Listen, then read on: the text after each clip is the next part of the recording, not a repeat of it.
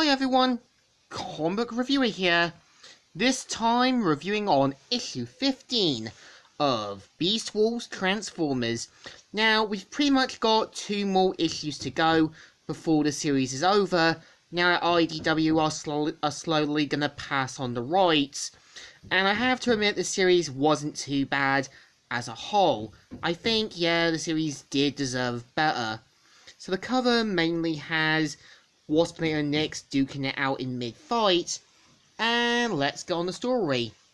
It picks up after issue 14, with Optimus Primal waking up, saying, "Huh? Feels like every circuit in my head is on fire. Computer, what happened?" And found out that he took a lot of damage, but has been 98% repaired. And saying, "That was no Predacon. Megatron?" And tries to go for him, but it turns out there's a force field. And Megatron saying, "Well, if nothing else, I got to see that. Where are we?" "I don't know, nor do I know how long we've been here. I regained consciousness only a few clicks before you did." And of course they found out that they're now stuck in the cave and that. And of course Optimus finding out that Megatron planted that sneak bomb attack, but of course manages to gain control of his emotions now, being in a bit more fully in control. And of course they kind of see how they're now stuck in the bottom of the cave, and even Megatron says that his forces will come for him, but Optimus isn't sure, as whoever did this is a bit more prepared and would take more precautions. So of course we see how Optimus tries to get through, but nothing works. And of course they end up hearing a voice saying, "An interesting observation, Megatron. But you are exactly where you appear to be, incarcerated in a natural cavern deep within the wonderful world. Who are you? What is your alliance?" And of course we see him saying, "I am Tigatron. With me are Pollico, Saberbuck, Inferno, and Airraiser." And of course turns out they've been brainwashed by the Valk and have allegiances to them. And of course they just want Optimus and Megatron's forces to not interfere with the experiments. And even Megatron saying that there are no gods in that. And Tigatron points out that they are stewards of this world and gods, and saying that Megatron isn't worthy of speaking to them. But of course they decide to, leave them in the cave and make sure they don't cause any more trouble with the experiments and such. And then saying, you are nothing. We're hardly nothing, Megatron. We are contents. I'll pass along your request." And of course they turn back into their beast modes.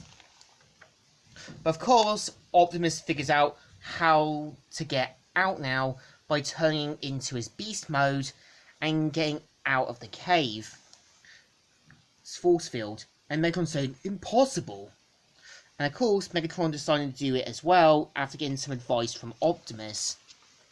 And of course they mainly form a truce, and we see them getting slowly out of the cave. And the Valk are kind of wondering if their alliance is going to be short-lived, or how they're going to stop them in that. But of course, as soon as they get in, we see how Saberback and Tigatron quickly spy on them, and they all attack at once. And of course, we see Pollico saying, "You need to pay more attention to the fight in front of you, yes." Oh! And of course, we see how Optimus tries to talk with Tigatron, but to no success. And saying, "The Valk found us. They pulled us out of the nothingness. We owed them everything. And they want you dead." And of course, we see Pollico saying, "Oh, this is less fair. Far off the ground. Release me and fight more honorably." And of course Megatron kills off Pollico And Inferno saying, "You killed him!" That should be more obvious, yes. As should what comes next. And of course, we see how Saberback's using his abilities for his advantage. And we see how Tigatron says that he's going to pay for what happened to Polar Claw. But Optimus saying that it wasn't him. But of course, decides to kind of take down Tigatron's weaponry and all that. We see how Air Laser says, "No!" and mainly swoops down to punch off Optimus Primal. But we see how Megatron realizes if he had a clean blast, it'd be leaving him with a disadvantage dealing with the other two brainwashed Fok Transformers. And then, using his instincts, sees where Inferno and Saberback are. And of course, holds them both calmly and decides to kill Saberback for basically making a fool of him and kills him off. And Megatron saying, "One down.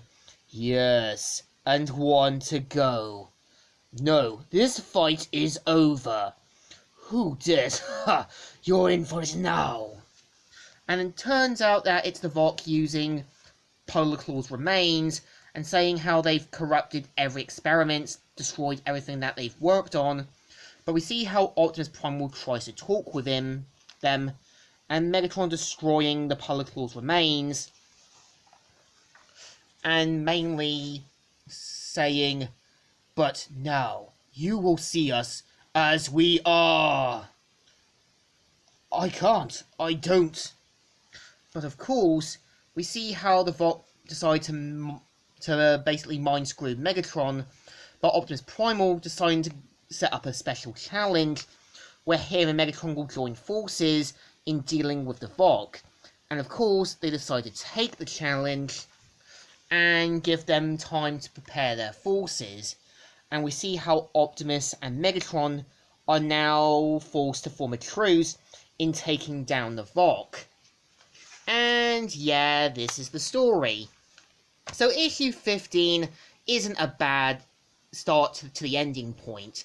I think if it got made into a Netflix series, I could definitely see Kevin Michael Richardson for Tigatron. I could definitely see Cassandra Norris, or the actress who voiced Sarana from Boruto for Airazor. I could definitely see John Maggio for Polar Claw.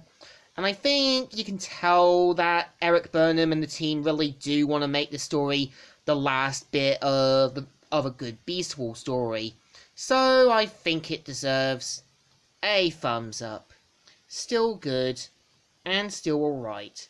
So, Comic Reviewer here, signing out.